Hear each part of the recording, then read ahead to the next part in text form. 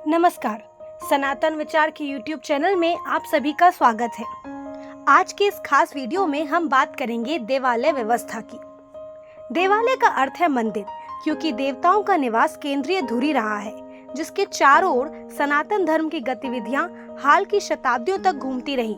भारतवर्ष की प्रतिभा इसके दर्शन, साहित्य, मूर्तिकला और धार्मिक जीवन विधान की भव्य योजना में इनके सही सम्मिश्रण के अलावा कहीं और अधिक शक्ति के साथ परिलक्षित होती है। भारत की वास्तुकला को छोड़कर कहीं भी इतनी दैवीय रूप से कब्जा नहीं किया गया है। इस तरह की अखंड निरंतरता के साथ भारत की मंदिर विरासत में परिलक्षित भारत की संस्कृति की पुरानी भावना को प्रदर्शित करता है। भारतवर्ष के लोगों ने जीवन को डिब्बों में नहीं देखा, ना ही उन्होंने कला, धर्म, दर्शन, नैतिक मूल्यों और रहस्यवादी अनुभव के क्षेत्रों को अलग अलग माना। हमारे पूर्वजों ने अस्तित्व को समग्र रूप में देखा। पदार्थ, जीवन, मन और आत्मा प्रत्येक में एक दूसरे को शामिल किया। एक समग्र जीवन के लिए एक दूसरे के साथ एक सामंजस्यपूर्ण पैटर्न में बुनाई की। जीवन के बारे में हमारा दृष्टिकोण पुरुषार्थ की 4 मूलभूत व्यवस्था धर्म, अर्थ, काम, मोक्ष के साथ एक सर्वव्यापी धर्म पर आधारित था। भारत की साहित्यिक और मूर्तिकला दोनों कलाओं में मानव व्यक्तित्व के एकीकरण को सुरक्षित करने के लक्ष्य के रूप में इन पुरुषार्थ में से एक या दूसरे की पूर्ति है। इस व्यापक योजना में कुछ भी नहीं छोड़ा गया है, यहाँ तक कि एक पाप को भी लक्ष्य की ओर भव्य यात्रा में पार करने के लिए एक बाधा के रूप में देखा जाता है। दुनिया की सभी सभ्यताओं में से जिसने पवित्र वास्तुकला को अपनी ऊंचाइयों पर पहुंचाया है, वह भारत है। इसका मतलब यह नहीं है कि भारत ने नागरिक या सैन्य वास्तुकला पर विचार नहीं किया। भारत में नागरिक और सैन्य वास्तुकला पवित्र का विस्तार या संशोधन है। किसी भी इमारत को, किसी भी मानव निर्मित ढांचे को बनाने के लिए मूल विचार एक ही होता है। विग्रहाराधना, छवि पूजा। धर्म सूत्रों के अनुसार देव यज्ञ में स्वाहा के साथ अग्नि आहुति डालना शामिल है। मूलांक में देवताओं के नाम के बाद उच्चारित स्वाहा। बौधायन धर्म सूत्र और गौतम धर्म सूत्र देवयज्ञ को समान पंक्तियों में समझाया गया है। मनु भी होम को देवयज्ञ के रूप में देखते हैं। सनातन धर्म इस बात की वकालत करता है कि भगवान की पूजा 2 तरह से की जाती है। निर्गुण उपासना, जहाँ पूजा प्राप्त की जाती है बिना किसी बाहरी प्रतीक के, जिसमें एक प्रार्थना और अग्नि में आहुति देना शामिल है, उन्हें एक देवता के लिए इरादा करना। सगुण उपासना वह है जहाँ पूजा एक प्रतीक के साथ देवता के एक रूप या छवि के माध्यम से एक विशेष देवता से प्रार्थना के साथ प्राप्त की जाती है। कहीं सुदूर अतीत में वैदिक कला के धार्मिक दृष्टिकोण, अनुष्ठानों और पवित्र यज्ञों को धीरे धीरे छवियों के माध्यम से पूजा द्वारा पूरक किया गया है। यज्ञ के अमूर्त प्रतीकवाद को आमतौर पर छवियों की पूजा से बदल दिया गया था और अवधारणा को विग्रहाराधना कहा जाता है। देवालय, छवियों के माध्यम से किसी भी देवता की पूजा फिर से 2 प्रकार की होती है। आमतौर पर घर या छोटे समारोह में छोटे पैमाने पर की जाने वाली मूर्ति या विग्रह की निजी पूजा। इसमें कम संसाधन शामिल है और अधिकतर यह एक निजी मामला है। मंदिरों में मूर्ति या विग्रहों की सार्वजनिक पूजा एक बड़े पैमानों की गतिविधि है, जिसमें बड़ी संख्या में लोग शामिल होते हैं। प्रक्रियाएं और व्यवस्थित रूप से चलती हैं। किसी भी घर में छवियों की निजी पूजा को देव पूजा में शामिल किया जाता है।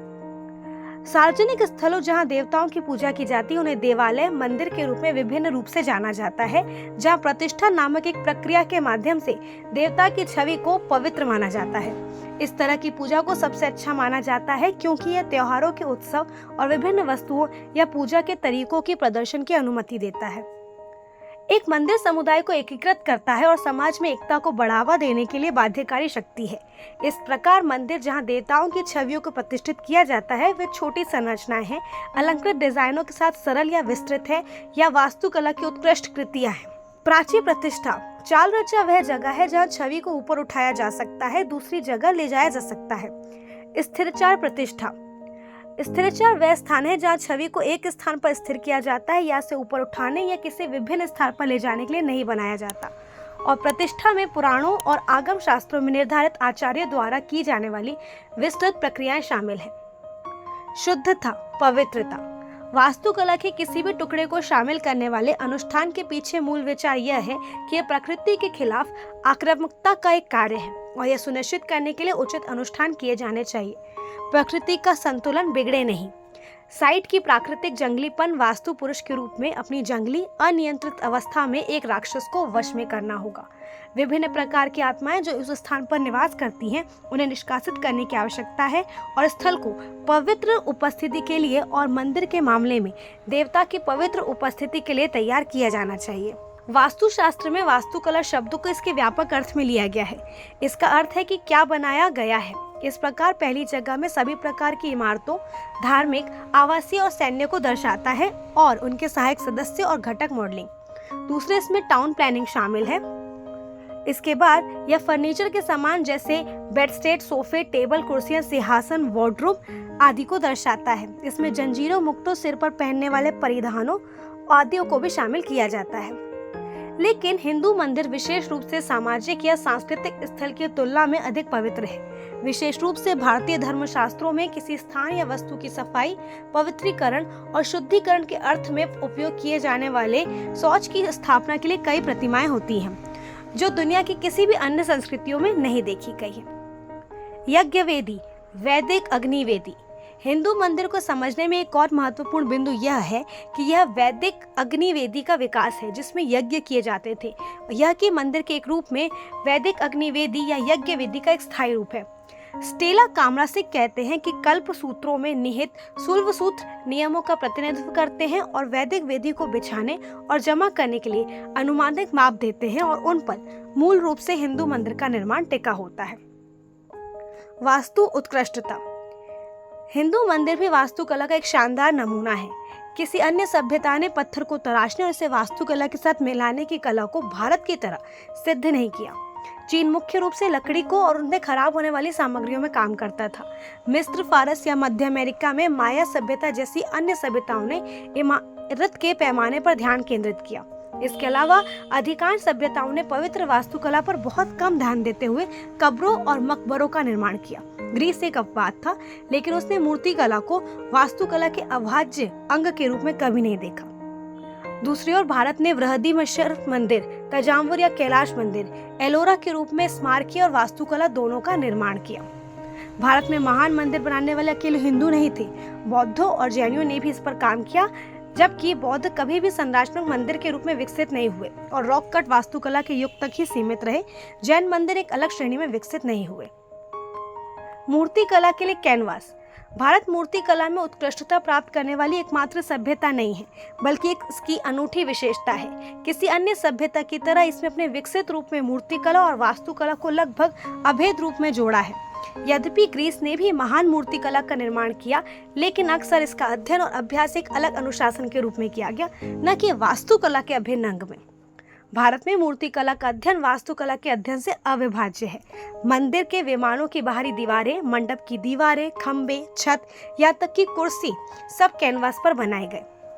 कला के लिए केंद्र। लगभग एक सहस्त्राब्दी के लिए लगभग 5वीं शताब्दी से शुरू होकर 16वीं शताब्दी तक भारत के अधिकांश हिस्सों में मंदिर कला के विभिन्न विषयों को सीखने और सिखाने का प्रमुख स्थान बन गया, जिसमें महत्वपूर्ण संगीत, नृत्य और पेंटिंग थे।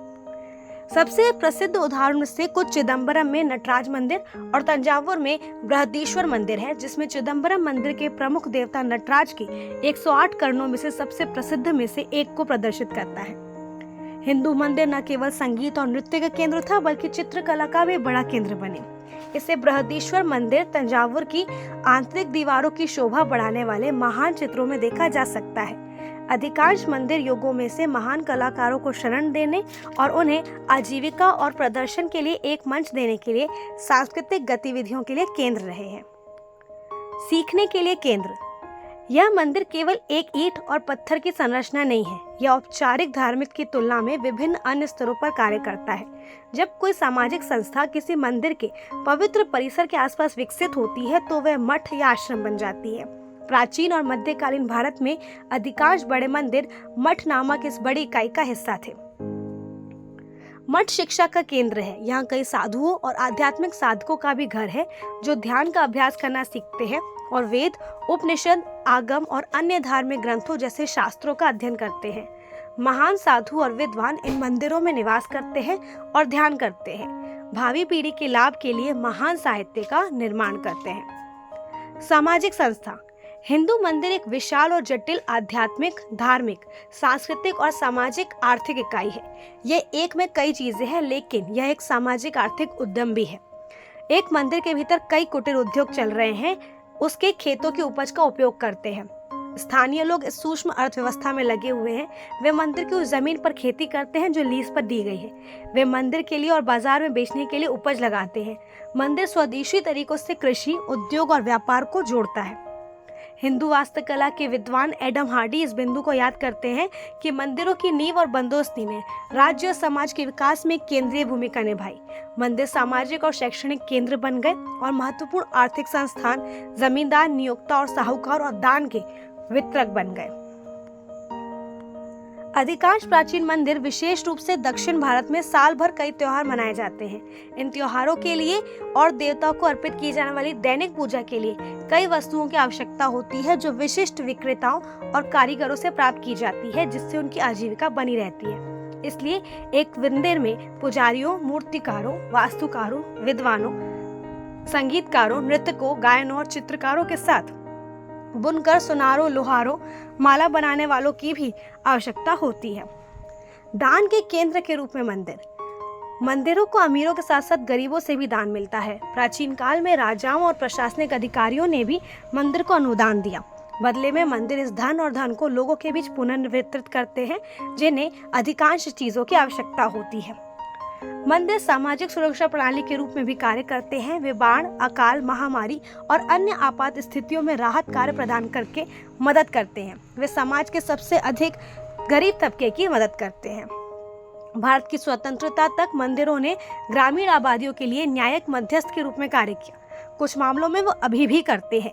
लगभग 100 साल पहले ग्रामीण क्षेत्रों में लोग अपने विवादों को शास्त्रों में चित्रित और समय की जरूरतों के अनुसार, व्याख्या के अनुसार, नैतिक और नैतिक मानकों के आधार पर हल करने के लिए एक मंदिर की ओर देखते थे।